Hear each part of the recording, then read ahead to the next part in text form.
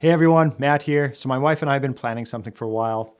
And no, it's not another kid. I think 4 is already approaching on a lifetime supply.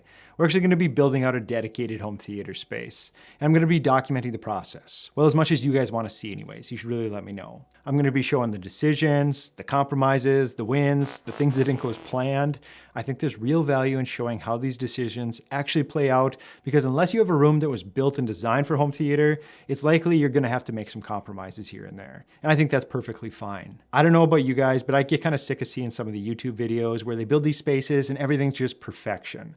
I think a lot of it's honestly staged, so let's break away from it and hopefully show a more realistic look at all of this. Giving you guys a tour of the space, it kind of needs a lot. For starters, this wall here. There's actually an old fireplace behind it that the previous owner just kind of sheetrocked over. I'm going to be pulling the sheetrock off to fix up the electrical and kind of just start over completely. I might try to bring some of the brick back into the build if it'll allow, but I'm honestly not sure what's going on behind it yet, so we're just going to have to see there. The plan is also to extend the wall about 16 inches, so I just have a bit more space for speakers, subs, gear, along with the 120-inch screen that's going to be dropping down from the ceiling. The other obvious gotchas in this space are these giant windows here. I'm going to fix that up with some floor-to-ceiling curtains, so that part's pretty easy. And then onto the floor and ceiling, where I'm still unsure what I want to do yet. The ceiling obviously can't stay white like this with the projector. It's just way too much reflection eating at the contrast. But I haven't decided how elaborate I want to get with this. The surrounded Atmos locations are also going to be another challenge. I think it's going to be an area that I'm going to have some compromises. The room just isn't deep enough, and the couch is going to have to be nearly against the back wall in here. So we're just going to have to play around with that and see how that all plays out. The centerpiece of this build, at least for now, is going to be the Valerion VisionMaster Max projector paired with this 120-inch screen. Now, when I first brought this up to my wife, her immediate response was, "That's great for movie night, but what about during the day? Do we have to watch everything in complete darkness?" And you know, she had a point. Projectors are fantastic at night, but daytime viewing is kind of a different story. So we talked about it and decided to also incorporate an 85 to 100-inch TV behind the screen. When we want to watch something during the day without turning the room into a cave, the screen just retracts up and the TV comes on. Flexibility for different situations, and that just means the room is going to work for both of us. Now, before we get into the projector itself, I want to address something up front. I think a lot of people are going to compare this to a TV, and I get it because that's kind of the comparison that most people are going to go to, but I don't really think that's the right way to look at something like this. A projector, at least in a setup like this, is going to be a little bit different. It's more like an event. You're creating this theater experience in your home, you're setting aside time, you're controlling the environment. There's just more steps involved to make this special. That's the mindset shift that matters the most here. But let's talk about this projector, because after spending some time with the Max, I think Valerion has put together something really compelling here for dedicated spaces, as well as more so like the lifestyle users. First, let's highlight some of the features, and then we're going to cover some of the considerations that you really do need to pay attention to before jumping into something like this. Let's start with something that hits you immediately when you fire this up. It's bright, like really bright. We're talking about a projector that can throw a genuinely HDR-worthy image on a 120-inch screen without really struggling. Valerion rates this at 3500 ISO lumens, and other reviews have confirmed it's essentially hitting that spec. I've tested projectors that claim HDR support, but then can't actually deliver the brightness needed to really make highlights pop the way they should. The Max doesn't really have that problem. When you're watching something with a neon lit or a sun-drenched outdoor sequence, this projector does have the headroom to make those moments feel impactful without washing out the rest of the image. Something cool about that, the brightness doesn't come at the expense of the black levels, which was an early concern for myself coming from several OLED TVs. The native contrast on this thing really is pretty excellent for a DLP projector. Not OLED levels, but obviously it's a lot better than I would have expected. We've got a 6-level iris system working in conjunction with what Valerion calls enhanced black level technology. And in most content, you are getting deep, inky blacks that don't look gray or washed out. Now, something worth understanding about projectors if you're not familiar with how these function. Unlike TVs, projectors can't actually project black. Black is just the absence of light in your room.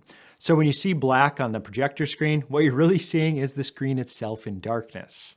The challenge is maintaining that deep black when there's other bright elements elsewhere in the image. And that's where the iris and the EBL system really shine. I watched some darker films, stuff shot with a lot of shadow detail, and the Max did handle it really beautifully. You can see what's actually going on in the dark scenes without the projector pumping up the brightness and crushing all the detail. And this is with my current state white ceilings that's reflecting way too much light and affecting the contrast in a negative way. I can't wait to see what this can do here when the room's properly tuned, but as I was showing you earlier, that's certainly a work in progress. Keep in mind, everything I'm saying here about black levels is in a really dark room. Don't expect inky black with any extra light sources in the room, especially if you're using a white screen that's great for color accuracy, but not so much handling any extra light in the space. Onto the color, and thankfully I can say this one's pretty accurate out of the box. Professional calibrations are great, and they are required if you want to get the absolute most out of your projector or your TV. But when you actually poll real consumers, most aren't paying for the extra service, and that goes for TVs as well. So thankfully, the factory calibrations, they've been getting better and better over the years for TVs and projectors. Well, assuming you're not selecting Vivid or whatever was used by default in the store to just kind of show the brightness over the quality, just don't do that. Stick with the filmmaker modes, all of those kind of things. They're generally pretty good. The color gamut on this projector is wide. Valerion claims 110% coverage of Rec 2020. And while certain reviewers found it closer to somewhere around the mid-90s percentage-wise, that's still exceptional for this price range. When you're watching something shot on modern HDR mastering, the saturation and the tonal range, it's all there. The skin tones look natural. It's not oversaturated or artificial. But when the content calls for it, the animated films, music videos, anything with vibrant colors, the projector can still deliver that pop without looking cartoonish. I watched some recent concert footage, and the stage lighting, it all looked electric without overwhelming the image. And that's something that's pretty cool to watch on a screen this size. Something that doesn't always get enough attention in projector reviews, I think that's the placement flexibility. And this is where the Max really shows up as a versatile option for both the users who want to permanently mount this to their ceiling, or the people who just want to be able to take it out, set it on a table, and have the occasional big screen movie night. The motorized zoom on this one gives you a pretty good range to work with for the different throw distances. You can project that 120-inch image anywhere between 9 to 20 feet realistically. You're not locked into one specific mounting position, which makes this a little bit easier. One of my favorite setup features on this one is that vertical lens shift, and in this case it is motorized. It's enough to mount the projector on a rear shelf, or you can ceiling mount it without creating any weird keystoning or compromising the image quality. Keep in mind there is no horizontal lens shift, so you do need to be able to center the projector horizontally with your screen.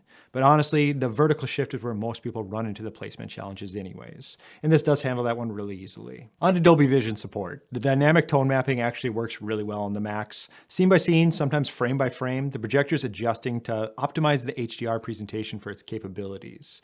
The result is that you're always seeing HDR content the way it's meant to be seen, with detail in the highlights, the shadows preserved, not just blown out or crushed. Now, a couple of reviews out there did mention that they noticed clipping and content that was graded above 2000 nits, but with most widely used content, it handles everything really effectively. On to the gaming performance, and for those of you that game, the Max delivers a pretty impressive performance. Roughly 4 millisecond input lag at 240 Hz 1080, 8 millisecond at 120 1080, and around 18 millisecond at 4K 60 Hz. That's pretty competitive with dedicated gaming requirements. I spent some time on some fast-paced stuff, some racing games. I actually used to have a sim, and just maybe this screen will get me to pull it out again and give that another try. I didn't notice any noticeable lag, no feeling like you're fighting against the display. On a 120-inch screen, the immersion factor while gaming is really high. It's really cool. And we've also got HDMI 2.1 on 2 of the 3 HDMI ports, which means you're future-proofed for current and next-gen gaming.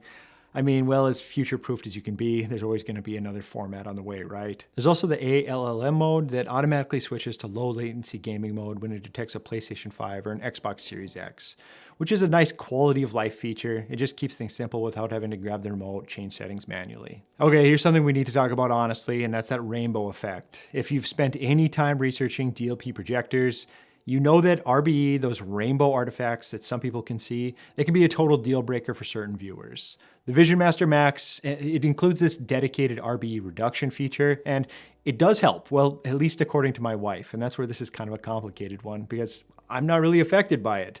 I'm not someone who actually sees RBE. It's kind of a weird one where some people are affected by this and others are not. But those who are affected by it, they seem to be especially sensitive to it in these high contrast scenes with a lot of motion. With the RBE reduction enabled on the VisionMaster Max, those artifacts are going to be greatly reduced. They're not completely eliminated in every single scenario. I don't think any DLP can completely solve this for everyone, but they're pushed down to the point where they're not distracting during normal viewing, at least according to my wife anyways, right? For most people, this projector is going to be perfectly fine in terms of RBE. In fact, I'm not really sensitive to it at all, and I don't even notice it. If you're extremely sensitive to it, you might still notice it occasionally, but Valerion has offered up a solution that works well for nearly everyone. I do need to note though, if you enable the RBE reduction, the pitch of the projector does change a little bit. The fan must have to kick on a little bit stronger. It's nothing really noticeable during content, but I just thought you guys should know. Quick note on 3D, because it does occasionally come up in the comments if these projectors are capable of it. And yes, this projector does support it. I know 3D is kind of a small niche interest at this point, but for those of us who still have a collection of 3D Blu-rays and they actually enjoy this format, it's here if you need it. It's honestly been quite a long time since I've demoed anything in 3D. I think I have a couple of films out there that have 3D, but I don't have any glasses for it these days, so I wasn't able to test it. But on a 120-inch screen, a well-mastered 3D film could be kind of fun to give another test run for. I don't know, maybe I'll pick something up. As for compatibility, the Mac supports side-by-side, top and bottom, and Blu-ray 3D formats using DLP link glasses. Not a primary selling point for most people, but it's there if you want it. One more consideration, this is a laser projector, which means you're looking at a light source that's rated for 20,000 to 30,000 hours. Compare that to the lamp-based projectors where you're replacing expensive bulbs every few thousand hours, and the long-term cost of ownership starts to look a little bit different. You're also getting consistent brightness over time. There's no gradual dimming as the lamp goes, no color shift. It's one less thing to worry about over the years you'll own this projector. On to audio, and the Max includes two 12-watt stereo speakers. They're fairly loud and they work well in a pinch if you're setting this up just temporarily or you don't want to deal with external speakers right away. The projector supports both DTS:X and Dolby Atmos, so if you do connect this to the proper home theater through the HDMI port, you're getting full surround sound support. But the reality is, for serious movie watching, you're going to want external speakers. The built-in ones are fine for casual listening or just getting started, but they're not going to give you anything near the home theater experience you're going to be looking for if you have the giant screen like this. Invest in the speakers, go crazy with it, it's going to be worth it. Now let's talk about the considerations. We've covered a lot of what this projector does well, but I'd be doing you guys a disservice if I didn't talk about some of the realities of owning something like this. These aren't necessarily deal breakers, but they're things you should know going into this. First up, the fan noise. The Max is a bright laser projector, and that brightness, that's going to generate some heat, which means active cooling is going to be in place. Valerion claims 28 dB, and while it's probably a bit optimistic, the reality is this projector is impressively quiet. Multiple reviews specifically call out how quiet this is compared to the competitors in this class. In a dedicated theater room with content playing, you're really not going to notice it. Even in a quiet room during, dialogue-heavy scenes, the fan noise is really minimal. It's there if you're going to search for it if you're sitting really close to it, but it's not intrusive in any way. I would say that it's barely noticeable. For my setup, I plan to eventually ceiling mount this, so I'm really not concerned at all. But even if you're thinking about putting this on a coffee table closer to your seating position, the fan noise is generally one of this projector's strengths, not really a weakness. The second consideration, despite how bright this projector is, you still need proper light control to get the best out of it.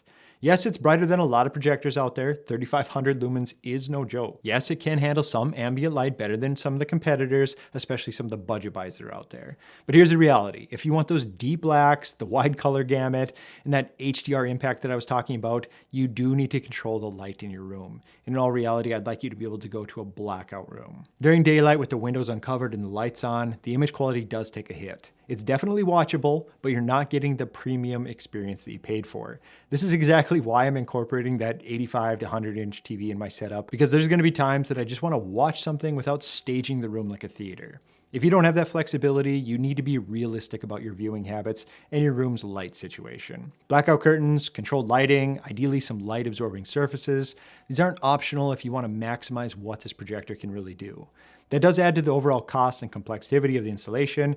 It's something I'm definitely going to be addressing in this space. The third thing is the enhanced black level technology. It's impressive and it's a key feature that sets this projector apart, but it's not perfect. The EBL system dramatically adjusts the laser output to maintain deep blacks. And it does work. You get contrast ratios that are exceptional for DLP technology, but there are some compromises. With EBL on low, the activation can be a bit slow. You might notice it engaging during some of the scene transitions. The upside is less color shift and less clipping and bright highlights. With EBL on high, it does activate faster, but you get more noticeable color shift and more clipping in some of the bright areas. The consensus for most seems to be the EBL on low, and you combine that with the iris set to around 3 to 4, and that gives you the best balance of contrast enhancement without too many artifacts. If you're in a bright room or have some extra light leaking in, consider that iris at a lower level just to bump up the light output. But if you can, in a dark room, it really does pay off to have that level around 3 to 4. then the EBL, my preference would be on low. For most content, especially movies, the EBL on low or high, it isn't really going to be a problem either way. You just have to fine tune that to your preferences. The system really does a good job with it, and the results are impressive. It's better than I would have expected for black levels. But if you're someone who's really sensitive to these kind of dynamic adjustments, or if you're watching a lot of content with rapid transitions between bright and dark scenes, you might notice it working a little bit. It's definitely not a deal breaker by any means, but it is worth knowing about. So where does that leave us with the VisionMaster Max? I think this is a projector that checks a lot of boxes for someone building a serious home theater, especially if you're working with real-world constraints rather than a purpose-built, professionally designed space. The brightness and contrast are really strong on this one. I mean, it's kind of exceptional for a DLP projector, and it's some of the best that I've personally seen. The color's excellent. There's the wide gamut coverage that brings the HDR content to life. The placement flexibility gives you that installation, gives you a lot of options there for placing this one without a whole bunch of pains. The lens shift works really well. Gaming performance is solid with that low input lag. HDR and Dolby Vision are well implemented. Even if there is some clipping at the very highest brightness levels, it's rarely ever going to be noticeable. And the RBE reduction actually works. And we've got features like 3D support, Google TV integration, and that long-lasting laser light source that's going to add a lot of value over time versus replacing bulbs. But you do need to go into this with your eyes open. It's quiet, but it's not silent. It needs real light control to perform at its best. And the EBL system, while impressive, it does have some trade-offs in terms of the color shift and the highlight clipping that you should be aware of. Remember, this isn't a TV replacement in my opinion. If you're looking for something to turn on and watch the news in the morning or have football on in the background on a Sunday afternoon, that's what a TV is for. But if you want to recreate that feeling that you get when you're in this comfy seat, the lights are down, and you want to watch something that you've been looking forward to, this is what that does. For my home theater build that I'm going to be working on, the considerations that I mentioned today are completely manageable. The fan noise isn't going to be an issue for myself. I'm going to be putting in a lot of light control, so that's going to be fine as far as the light in the room. And the EBL trade-offs, that's a small price to pay for the contrast that we're seeing on this. I think this projector is going to be a lot of fun, and I'm genuinely excited to see how it performs in a properly calibrated, controlled environment. And beyond that, I can't wait to see how it stacks up with some of the other options as they become available. I'll be documenting the process, the screen installation, the room treatments, the TV integration behind the screen. Hopefully all of it. I mean, if you're thinking of putting together a similar build, it really might be something to check out. Make sure to like and subscribe if you can. Stay tuned for some of my future updates on the project. Take care. Talk soon. Later.